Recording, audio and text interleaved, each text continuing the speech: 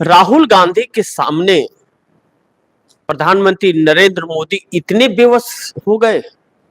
यह बातें और यह चर्चाएं अब करना इसलिए भी जरूरी हो गया है कि भारतीय जनता पार्टी हरियाणा के अंदर अपने आप को सिलेंडर कर दी है। यानी कि वह मान करके बैठ गई है कि बहुत ही करारी और बहुत ही बुरी हार का सामना करने जा रही है और उसे सामना करना पड़ेगा। इसके अलावा अब उसके पास कोई रास्ते बचे नहीं। लेकिन 10 साल का शासन हरियाणा के अंदर, 10 साल का शासन हरियाणा के अंदर जा रहा है हाथ से और सिलेंडर कर दी अपने आप को। अगर भाजपा कोई तोप नहीं है, एक पार्टी है, लेकिन इस पार्टी के 2014 के पहले संस्कार भी थे। लेकिन इतना तानाशाह हो जाएगी यह पार्टी मोदी आने के बाद, यह तो आरएसएस ने भी कभी नहीं सोचा था। और देश को इतना बर्बाद कर देगी, इस देश ने कभी नहीं सोचा था। नहीं तो ऐसे लोगों को कौन कुर्सी पे बैठाता।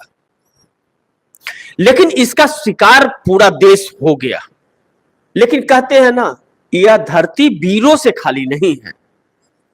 एक से बढ़कर के एक खड़े हो जाते हैं, तभी तो देश को आजादी मिली। और बस खड़ा होने वाले की जरूरत होती है कि कदम कौन आगे बढ़ाता है, यह देश उसके साथ चलने लगता है। इतिहास इस चीज का गवाह है। राहुल गांधी भी उन्हीं में से एक थे जो निकले और डरे नहीं, जो डराने का पूरा प्रयास किया गया।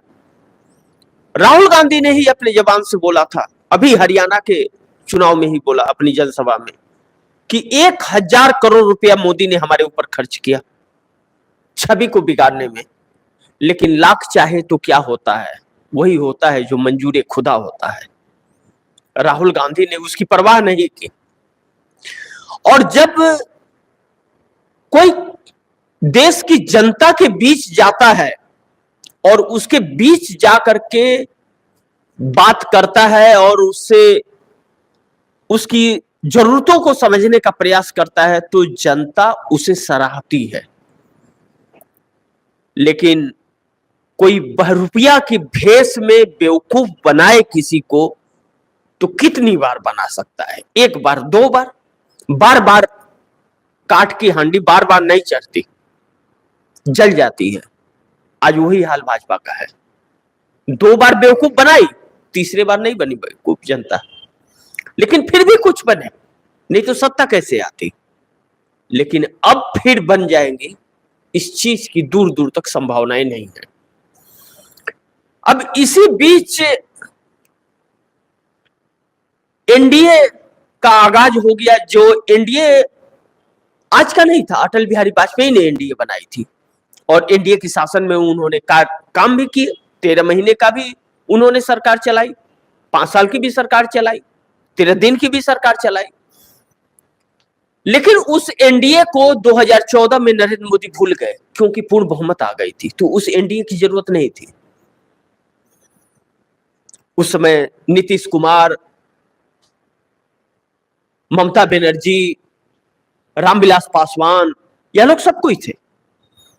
लेकिन 19 में वीर जवानों के नाम वोट मांग लिए गए, फिर काट की हांडी चढ़ गई।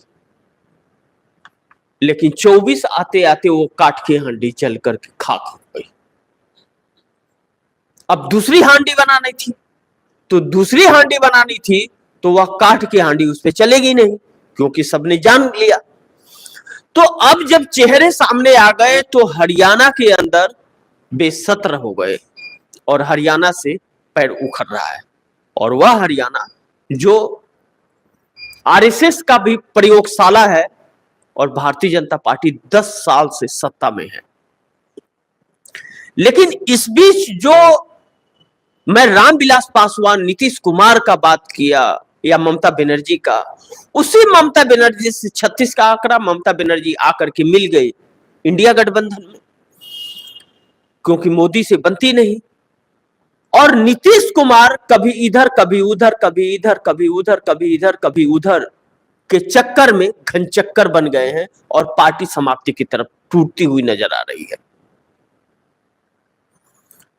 नीतीश कुमार एक ऐसे वक्त में इंडिया गठबंधन को छोड़े थे, बड़ी नाजुक परिस्थिति थी, इस देश को एक उम्मीद था और भाजपा के खिलाफ एक विकल्प ढूंढ रहा था यह देश। उस वक्त नीतीश कुमार मोदी के साथ चले गए, जबकि बिहार में जा करके वह बिहार के सीएम ही बने, पीएम तो नहीं बने। और जितना मजबूत अभी है उससे 4 गुना मजबूत इंडिया गठबंधन में सीएम थे हुआ। इज्जत भी थी, सम्मान भी था, और यहां इज्जत भी नहीं है और सम्मान भी नहीं है, लेकिन फिर भी परे रहे। उम्मीद थी इंडिया गठबंधन को कि सद्बुद्धि भगवान देगा, लेकिन उन्हें सद्बुद्धि नहीं आई। वो कहते हैं ना, जब विनाश होना होता है तो बुद्धि भ्रष्ट हो जाता है।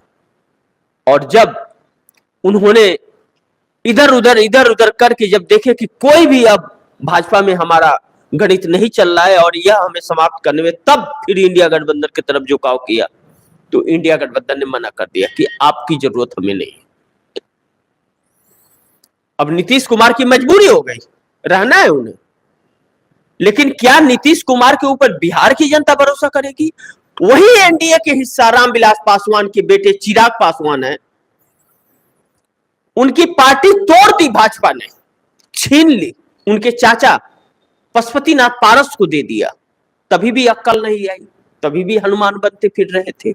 और अब वही चिराग पासवान यह कहते नजर आ रहे हैं कि मंत्री की कुर्सी हमारे लिए बड़ी चीज नहीं है, मैं उसे कभी भी लात मार दूंगा, छोड़ दूंगा, अगर आरक्षण के साथ खिलवाड़ हुआ तो भाजपा ने आरक्षण का गुणगान ही कब गाया? और कहां कह रहे हैं? झारखंड में। या चाहे चिराग पासवान हो, चाहे नीतीश कुमार हो, या अपने स्वार्थ के लिए ही कर रहे हैं, या कहीं न कहीं भाजपा के रिमोट पे चल रहे हैं। नहीं तो आरक्षण, अभी लात मारने की बात करने, क्या बिहार में आरक्षण मिल गया? बिहार में आरक्षण मिला? नहीं मिला ना। जाति जनगणना कराने के बाद जो 65% आरक्षण देने की कवायद हुई नीतीश कुमार द्वारा, हाई कोर्ट ने तो रोक लगा दिया, सुप्रीम कोर्ट ने खारिज कर दिया। तो सरकार से, केंद्र की सरकार से वह 9वीं अनुसूची में डलवा करके 65% आरक्षण दिया जा सकता था। नरेंद्र मोदी ने इनकार कर दिया देने से। तो चिराग पासवान को इस्तीफा दे देना चाहिए था, छोड़ देना चाहिए था कुर्सी, लेकिन नहीं, यह कुर्सी यह नहीं छोड़ सकते, सिर्फ जनता को बेवकूफ बना सकते हैं। इसी पैटर्न पे चल रहा है, इसीलिए कहा जाता है कि यह भारतीय जनता पार्टी के रिमोट पे चलने वाले हैं।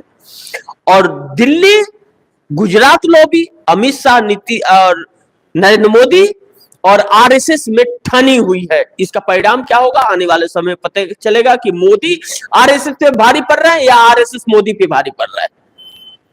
इस बीच पार्टी बच रही है कि नहीं बच रही है? सारा दारोमदार हरियाणा, और हरियाणा के साथ साथ जम्मू कश्मीर पे दारोमदार है कि इसका रिजल्ट क्या आता है। और इस रिजल्ट के बाद जो महाराष्ट्र और झारखंड का चुनाव होता है, इसका क्या आता है। अब नीतीश कुमार और चिराग पासवान की नजर झारखंड पे है, क्योंकि झारखंड में भाजपा कमजोर है। इसलिए कहा जा रहा है कि इंडिया गठबंधन को कमजोर करने के लिए नीतीश और चिराग पासवान का प्रयोग किया जा रहा है झारखंड के अंदर, कि इंडिया गठबंधन की सत्ता न आए और एनडीए की सत्ता आए। और मोदी ऐसा कोई बचा नहीं कि जिसको इन लोगों ने ठगा नहीं, यह हर कोई जानता है, इससे इंकार नहीं किया जा सकता। लेकिन वही एनडीटीवी की थोड़ी बात कर ले, गौतम अडानी की। तो एनडीटीवी के